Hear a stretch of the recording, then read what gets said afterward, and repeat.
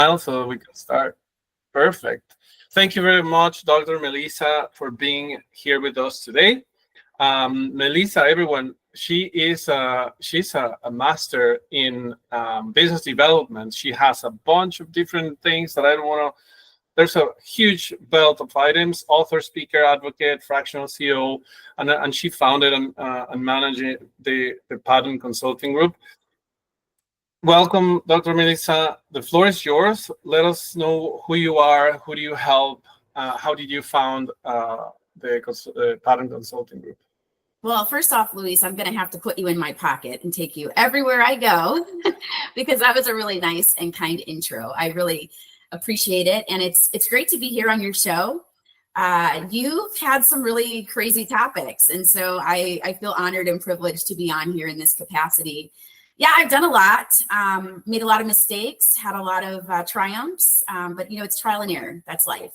And I've had an awesome opportunity to do life with several companies that have, scaled and exited, and as well as worked with individuals and within organizations. But it's a privilege to be here. Thank you. That's awesome. And there's going to be jumping in between your book and some actionable items for business growth. What are some of the things that you have been the proudest? That it could be an exit, or it could be also a business that you help grow. I'm super proud of yourself and what drives you in. So what is that why and the drive that you guys have? Because that's not an easy thing to do. Everything that you said. No, you're absolutely right. And the answer to this question is very simple because it was a bittersweet moment. And it all started with a little thing called COVID. And COVID was devastating, especially to newer companies like mine. I retired from education after being in it for 20 years. I was a tenured professor of psychology. I also was C-suite as an academic officer at a startup university. And I got to a place where there wasn't enough disruption in my opinion. I felt like I wanted to make a difference, even if it was a small difference. And so I left the college, I retired from the college, and I started this education company, a company that kind of, so to speak, almost birthed this space adjacent terminology that you hear people talk about. And essentially what we were able to do was we were able to take space and STEM kiddos and connect them with sports.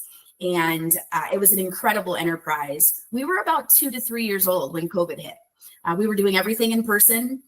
We were doing everything in gyms, in outside playgrounds, connecting kids with sports and space. And when COVID hit, it devastated everyone around me.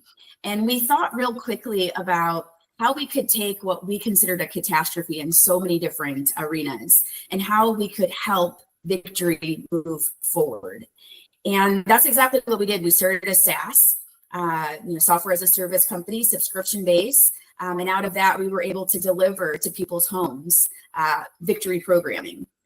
Since then, Victory has been iterated. The product has been iterated. But, I always bring up that example because if that would not have happened, number one, I would not have exited from an enterprise company and wouldn't have had that experience. And number two, because sometimes some of the most negative things can be positives and can create a light at the end of the tunnel.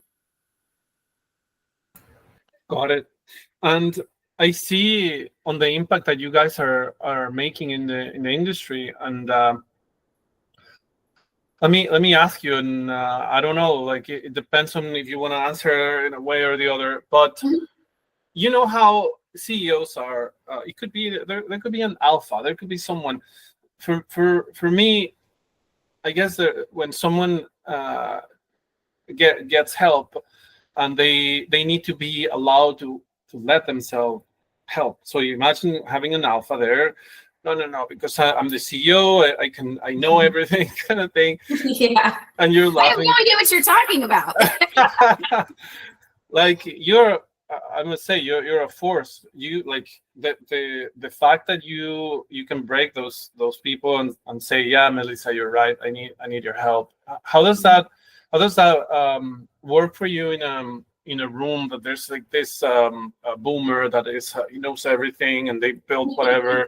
How do you go about making sure it has to do with education, I guess, and stuff? But I'm asking because you have a breadth of different types of services, and they need recruiting, if they need COO, if they need UX, UI. Those are services that you have listed on your website. Exactly.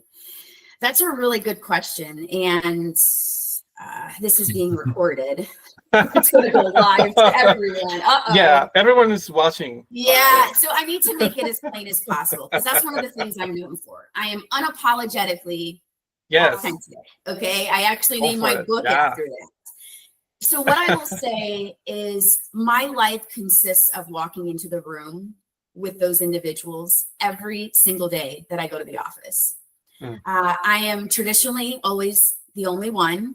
And when I say that, I mean one of the only African Americans, one of very few women. I'm traditionally usually one of the youngest. And I don't know if it stems from an athletic background, but I love the competition. I thrive off of it. What I'm experiencing now with a lack of diversity in space and STEM, I think stems from the adversity that I felt every time I stepped up to the starting line for track and field. You look to your left, you look to your right, and you know that the person has a faster time than you, but you're just crazy enough to get up there and try to beat them. And I feel like that every time I go to work. The salesperson in me enjoys the fight, the attack, the pursuit. But I also think that every time I come across people like that have so many more years of experience than I do, I am just humbled and I want to learn and I'm just listening. I mean, if you see me in a room with seasoned folks, I'm not the one saying all the words. I am 100% listening to everything that they say. I'm watching their nonverbals. I'm watching how they shift the cup here and then over to this place. Because all of those things are visual cues to help me understand where they are in the conversation. How do they feel about the synergy in the room? It's also teaching me how to lead better. So I don't know if that was the answer you were expecting, but my degrees and my years of experience mean absolutely nothing when I walk into a room. You have to start from ground zero and you have to prove that you belong there. Yeah. So that question tells me, for instance, that you're a good listener. You can have a great discovery call with the individual, and you're going to let them speak. You're going to, like 80-20 rule, 80% listening. Okay. And now you have a belt of experience of things that you can solve with the things that you're listening and they are saying. You say, oh, perfect.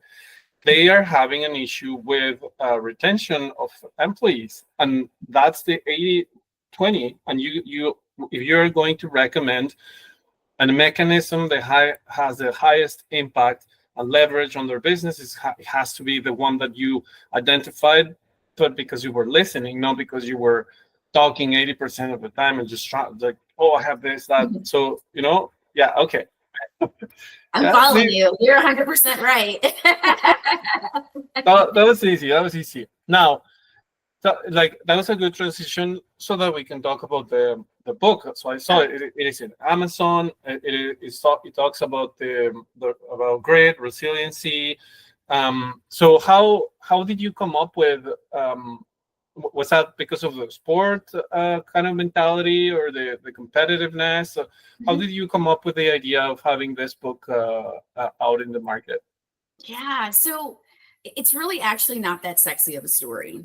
I was getting some calls and everybody was asking me to speak on the same topic. And I don't know about you, Louis, or some of the people in the audience, but I don't have time to sit down and prepare a keynote or talking points for a panel discussion. My time, every 30 minutes on, 30 minutes off, I'm on meetings. So I said to myself, I'm always saying the same thing. How can I package this so that when I go to speaking engagements, I kind of have a template, so to speak, or an outline for my speaking engagements. And then in that same vein, I also have something to sell them or to give them as a gift. And so that's how I came up with Grit and Growth. And if you've read it, it's really inspired by all the things that makes me who I am. Number one, I'm a complete nut. Okay. In my forward, I quote a gangster rapper because it made sense. And I really pair, my personal experiences, my athletic experiences, with with those opportunities that I've had in industry, and help people hopefully solve problems or get over themselves. Because a lot of the times the reason why we don't persist is because we're just too stuck in our own selves and we can't get to the next level. So that's really what the book talks about. It was fun to write. It's even more fun to see people posting and to hear about departments that are reading it and they're going through it, chapter by chapter. I mean, that just warms my heart. It fuels me.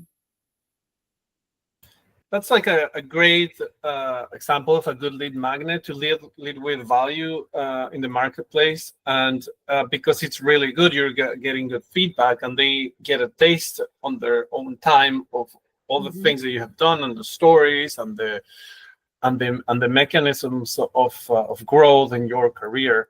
Because like you said, we have failed in the past with some different experiences, but you learn from them and then act upon. Now, you have also an event that you're having soon in Europe that we discussed a little bit about space and tech. So what is that, so that people know as well? Oh, it's huge. It's huge. I'm so excited, and I'll tell you the backstory quickly. So I was working for a different company last year, and I was asked to go to Scotland and speak on a panel about education to STEM and workforce development, et cetera, et cetera. And I'm like, cool, Scotland, sure. And so I get there, and the exhibit team, they just rolled out the red carpet. It was such an amazing experience. I got such good feedback from people after speaking, people that I still keep in touch with today. And about 4 or 5 months ago, I got a message from the executive leader in charge of Spacecom Europe. And she said, "So you ready to go?" And I was like, "Excuse me?" She was like, "We need you on the team. Let's go." And I was just over the moon floored. I was so excited because very rarely do we get to try on our employers before they bring us on board.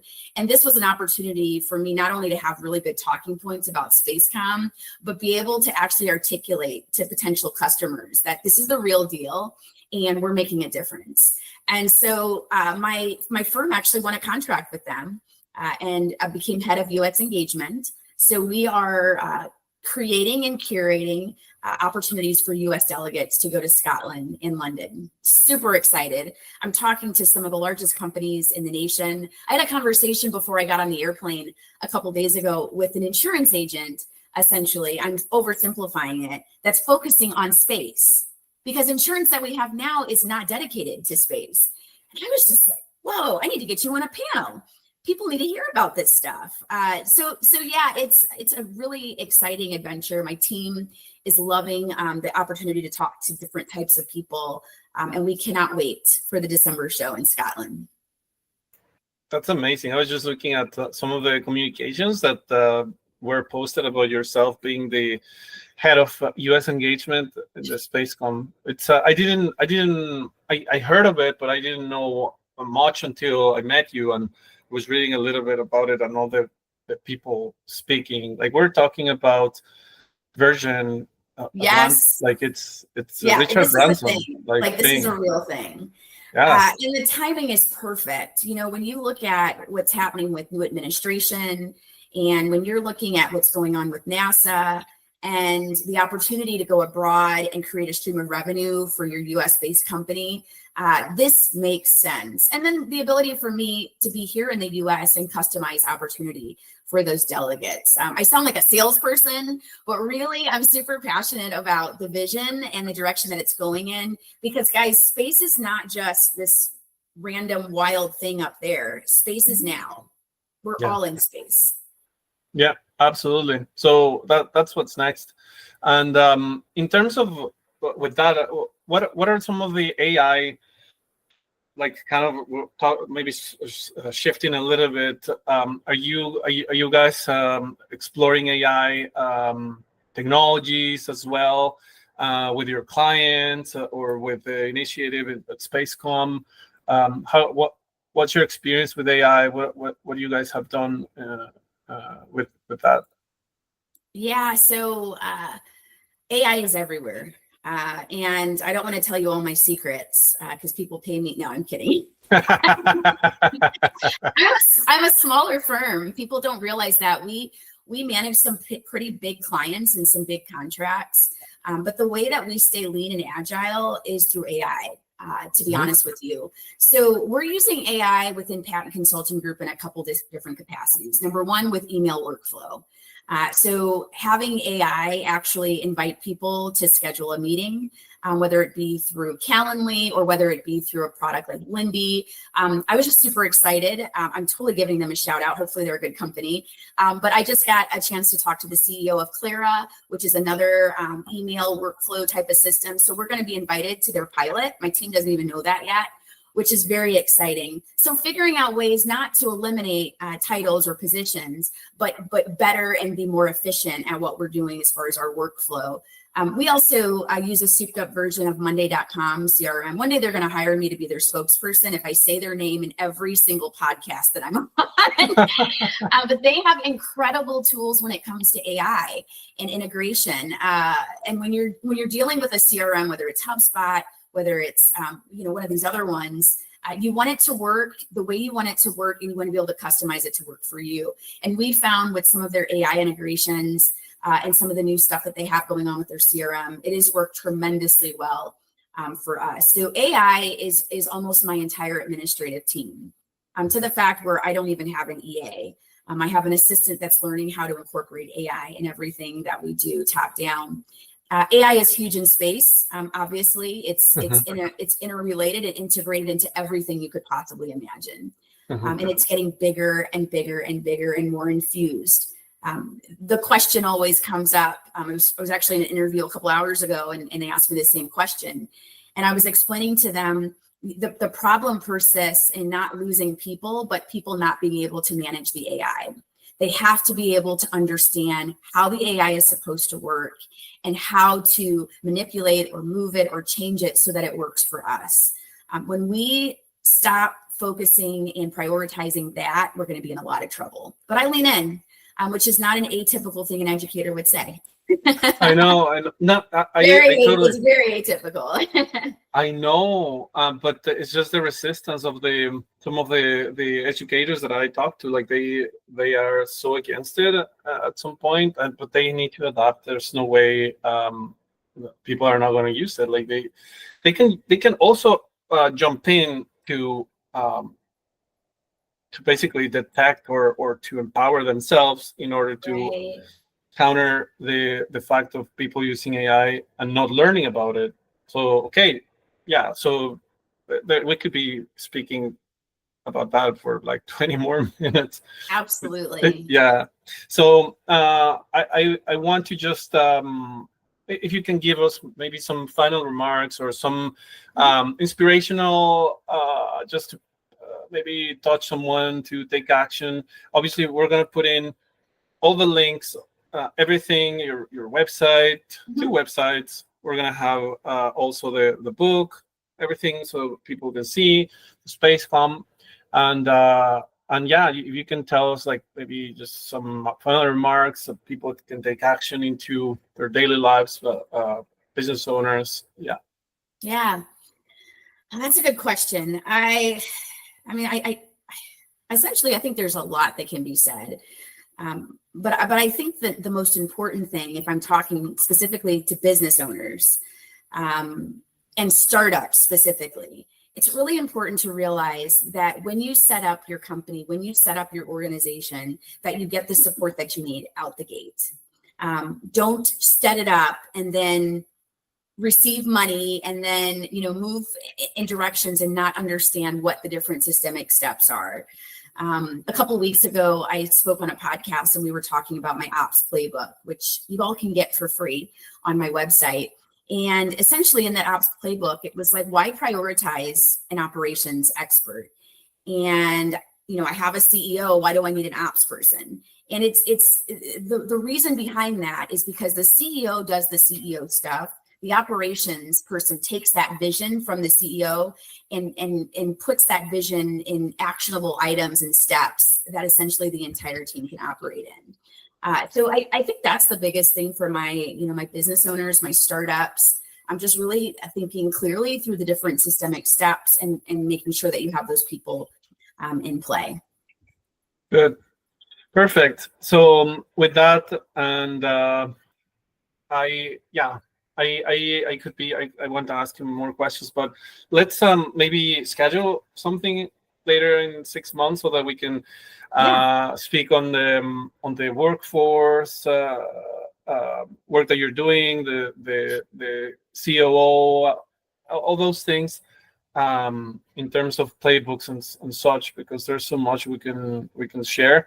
And thank you for spending time with us. We'll be in touch for sure, and we wish you the best. Thank you so much. Good to see you. Bye. Thanks.